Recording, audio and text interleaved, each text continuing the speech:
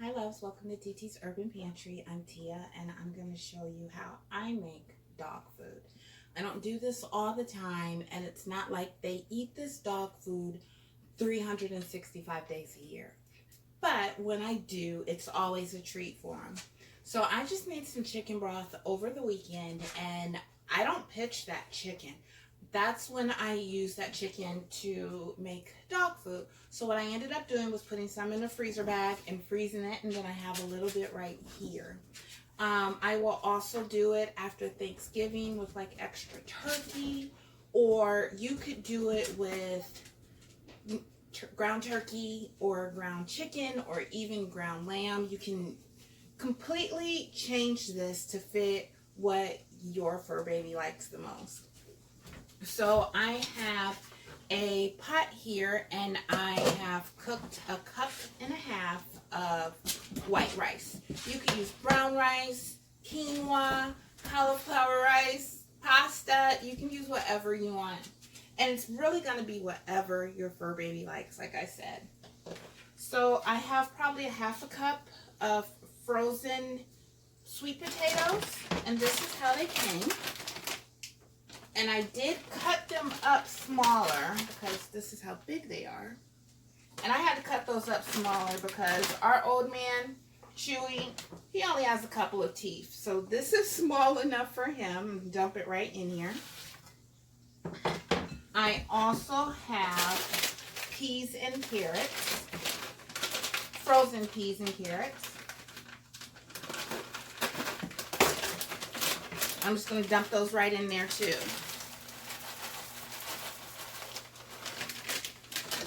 I have dehydrated blueberries. I would have used cranberries, but I don't have any, but I had these on hand. And then I have that chicken that I have left over. I'm going to dice it up a little smaller. But I'm going to take some of this chicken broth that I made and pour in here and get that heated up.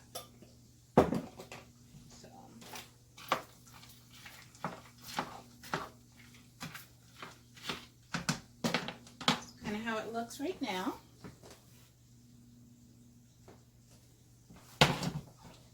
And I'm just going to start dicing up some chicken. And Kodak is right here. He is all over it. And actually, Kodak hasn't had any of my homemade dog food. Chewy, who's on the other side of the gate, has been whining because he knows what's going on.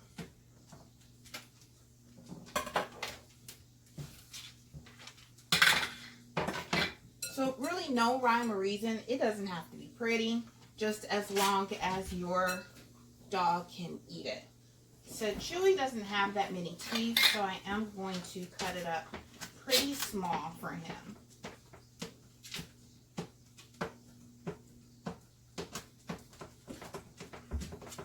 And then what I do is after it all cools down, I will put it in a gallon size Ziploc baggie and just stick it in the refrigerator. And then when I go to feed him, I will pop it in the microwave for about 10 seconds just to take that chill off of it. And then it's not too hot for him, and give it right to him. That's probably like a cup of chicken, and because I don't want the rest of this to go bad, I will probably freeze that as well. Now, when it was just Chewy, this would last him about a week. Kodak is still on puppy food, but I might give him a little bit just to see how it agrees with his stomach.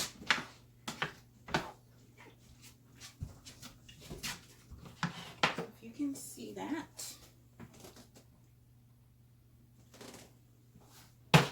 So I'm going to let all of this heat up and let those blueberries rehydrate, and I'll be back. So that chicken broth has been soaked into this. Everything is unthawed now and nice and hot. The blueberries are soft. I actually dropped one and Kodak snatched it up. So here is what it looks like all done. And again, I will put this in a Ziploc baggie, and then once it cools down, and then put it in the fridge where it needs to stay. But this is all stuff that we have here at the house on hand. I didn't have to go buy anything special. So it's going to be whatever you have at your house, and of course whatever your dogs can eat if they're on any dietary restrictions or anything.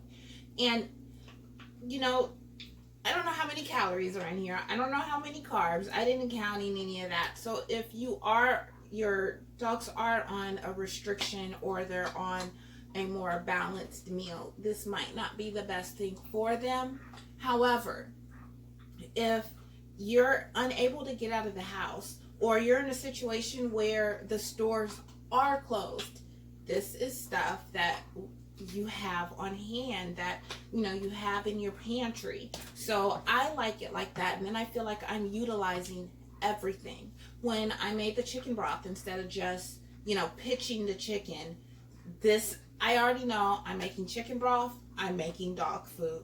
Or it's after Thanksgiving, I'm gonna take that turkey, those turkey bones, put them in the crock pot and let all that meat fall off, and I'm making dog food. They love it. Well, can't say they, because Kodak has never had it, but Chewy loves it. But this is it, and I mean, quick and easy.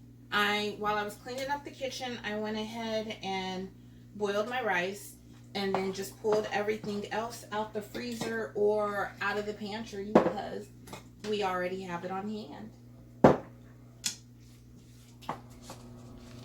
So here's the food after I put it in the bag and kind of get a better look at it. So I have 1.5 cups of white rice. You can use any type of rice you want, or pasta, or quinoa, or even if you are grain free, you can use another substitute. I also have dehydrated blueberries in there. I have used cranberries in the past, or you can cut up apples and remove the seeds and the peel.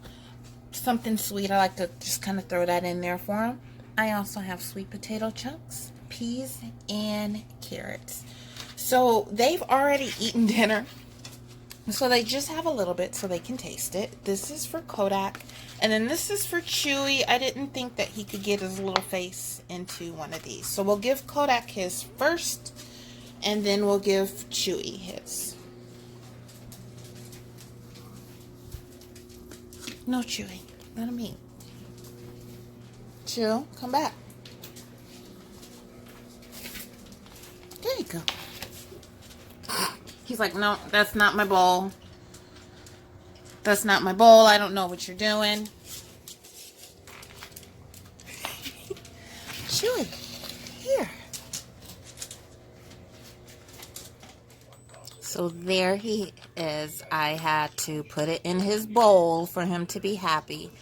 His food is not in the kitchen because of Kodak. Period. So Chewy doesn't get to eat in the kitchen. He's eating in the dining room. So there you have how I quickly make food for my boys from just everyday items that we have here around the house, and foods that I know are healthy for them and that they will enjoy. So once again, thank you very, very much for watching. Thank you for watching TT's Urban Pantry. If you enjoyed this content or was able to learn anything from it, please hit like and subscribe. And don't forget to hit the bell icon to be notified when new videos are uploaded. And as always, have a wonderful and blessed day.